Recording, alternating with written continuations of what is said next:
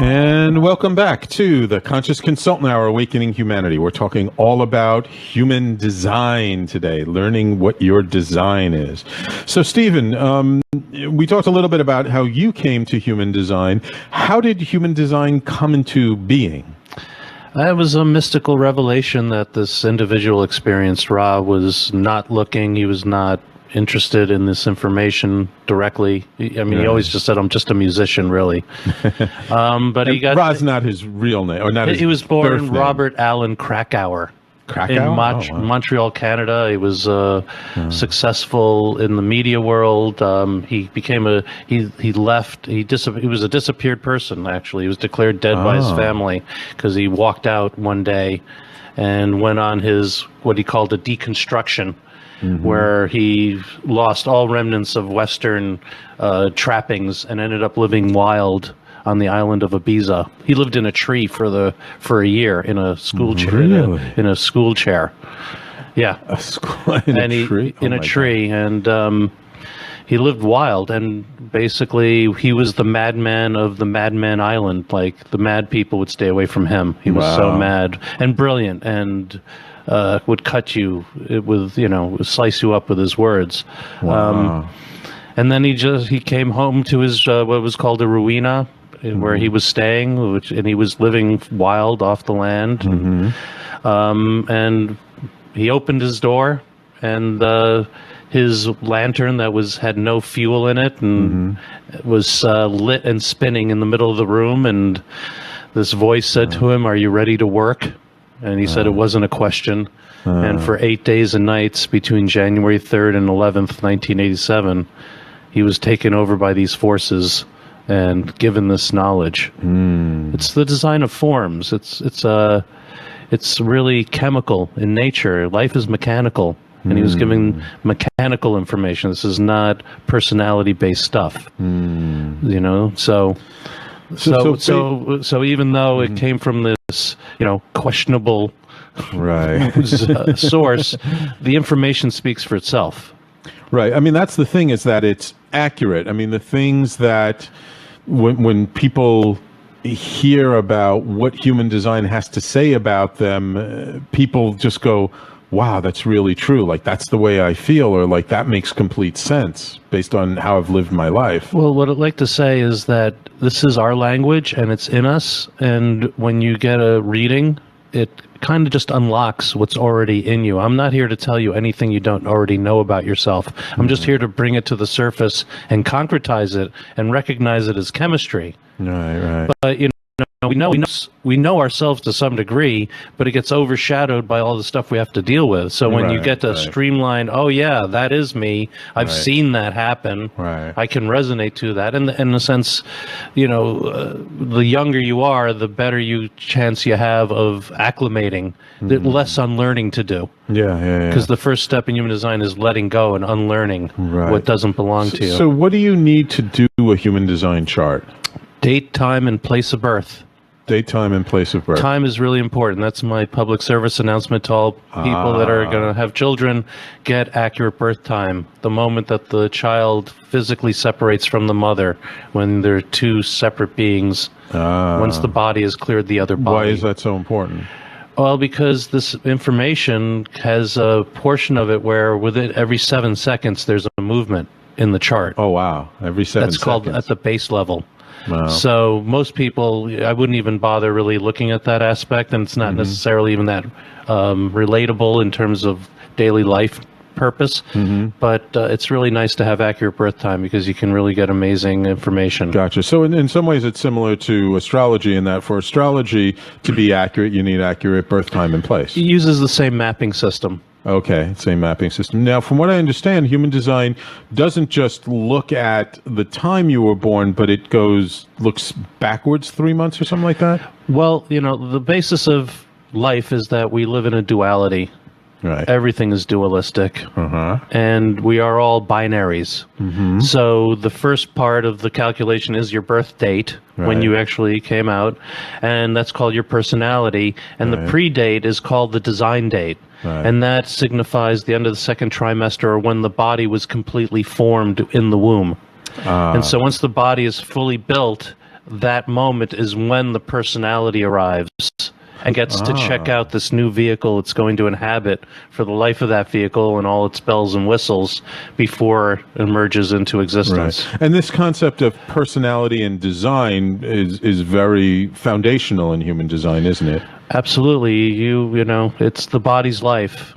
Yet we want to think it's our mind's life. We think our minds are in control and running everything. But, you know, if you break your leg, good luck trying to run. Right. You know what I mean? Exactly. You have this, you live in form on the planet. You are a biomechanism. Right. And you're heavily attached to this earth. So it's about allowing the body to be in control of your life, not your mind. Right, right. Okay. And so what are some of the basic characteristics that human design talks about? Oh, it talks about all characteristics. I mean, it leads to... Well, what are the major ways you describe personality and design?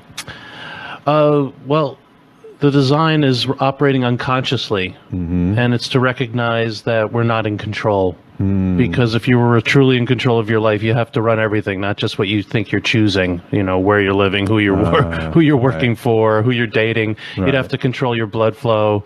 You'd have to control your heart rate. You have to control all your nervous system. We're very fortunate that we live in this illusion that we are in control of our lives, but nothing is further from the truth. So human design is learning how to surrender to your body. Train your mind to listen to your body. That's it. And that's how you teach yourself who you are, by watching. It's nothing to do in human design. You're just here to be a better observer of yourself and watch how things happen. We are witness consciousness, passengers in a vehicle. So what have you seen, maybe in your own life, maybe in people you've worked with, how have you seen the insights that you get from human design help them in their lives? Well, we're all taught to make our lives happen.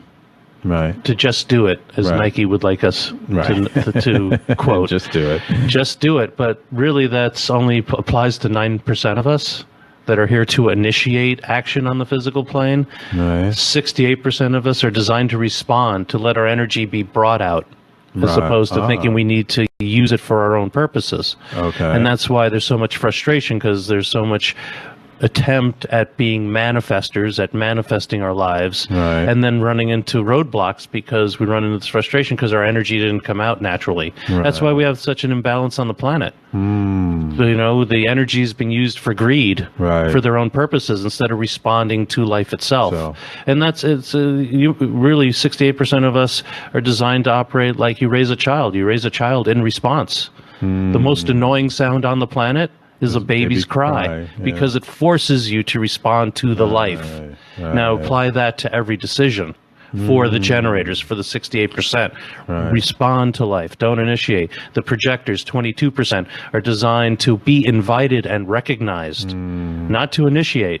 Not to go make their lives happen yet, but we're all trapped trying to use this energy, running around like chickens with our heads off in this mental world that we've succumbed to.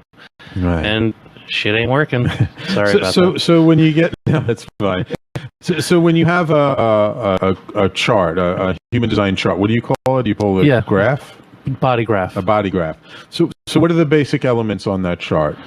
It shows you your entire biological system and how it's all connected. From your pineal to your pituitary to your thyroid to your liver to your immune system, your lymphatic system, and your stress hormones, and your reproductive center, and your heart, stomach, connected to your emotional solar plexus. And the understanding of all this, it's very almost mathematical, right? There's a lot of calculations and things. That's the thing that's amazing about design, is that even though this guy had this experience and that's how this information came out, once you study it, the math is so perfect. The wheel itself, the 64 gates and the 6 lines, and once you start to study how it's interconnected and how things relate to each other, it's definitely impossible to be made up. So let's define our terms. What are the gates, the 64 gates, and what are the 6 lines? Well, the I Ching, the original book, the Book of Changes, was made of 64 hexagrams. And every hexagram had 6 lines. Okay. And it's in the form of a wheel. When you look at a human design mandala, you'll see the 64 numbers arranged according to the wheel of life and how things move. when you look at the human genome is made of 64 codons, and every codon has 6 amino acids. Ah. So what you see right at the beginning of the chart is your codons and your amino acids, what's active in you, what you may have that lays dormant, and how that hooks up. I mean, you're looking at a schematic.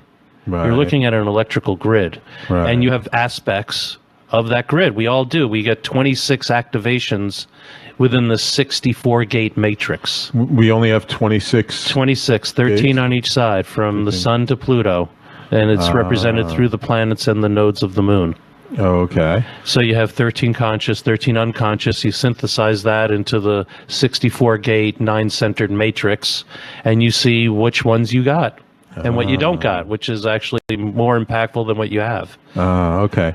And before you were talking about generators and projectors, what's that? Well, the life is basically split into two. There's energy types, those that have the energy, and those that see the energy. Okay. So you and I, both being energy types, we're in it. We don't see it, but your wife, if it's okay to mention, Sure, she's the one that sees your energy. She's Right. designed to be a guide of energy because she sees how it moves and often recognizes how inefficient it is. But if she offers her opinion about it, she can often get met with resistance because nobody invited her. But if she's invited to be guide, can you please guide me? Right. Can you please guide my energy?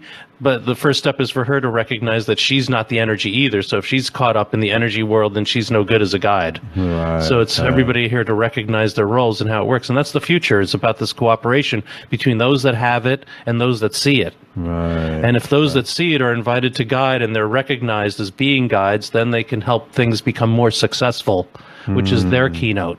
So that we can become more satisfied that our energy gets out completely every day and we can pass out at night. And that's the goal. Though sometimes she gets mad at me for passing out at night on her because she has so much energy, and I'm just like, the end of the day, Well, I flop down in bed, I'm out. And that's the thing, is she's probably riding around on your energy even though you're passed out, because she's open to the frequency. So you're vibrating, and then she takes this vibration at an amplified level, and she thinks it belongs to her. Huh. Okay. But that's not the case But at it's all. not. All right. Cool. All right. So we're going to take another quick commercial break. When we come back, let's like, if you want to use my graph, you're welcome to, or your own graph. Use a graph as an example that we can help our audience sort of understand more about what human design really reveals to them about themselves. Absolutely. Wonderful. So everybody, please stay tuned. You're listening to the Conscious Consultant Hour, Awakening Humanity. And of course, if anyone wants to call in and ask a question, our call-in number is 877-480-4120. We'll be right back after these messages.